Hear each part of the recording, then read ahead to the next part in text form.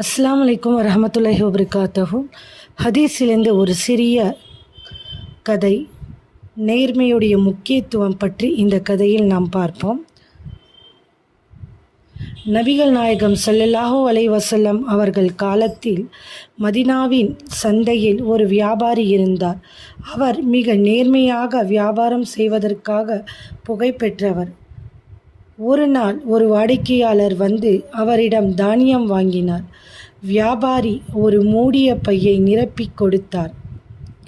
அந்த நேரத்தில் நபிகள் நாயகம் ஸல்லல்லாஹு அலைஹி வஸல்லம் அவர்கள் அங்கு வந்தார்கள்.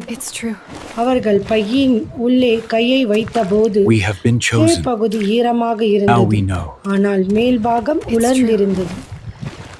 நபி ஸல்லல்லாஹு அலைஹி வஸல்லம் அவர்கள் கேட்டார்கள், இது ஏன் கீழே ஈரமாக இருக்கிறது? வியாபாரி பதில் கூறினார், அல்லாஹ்வின் தூதரே, மழை பெய்ததால் தானியம் ஈரமாகிவிட்டது.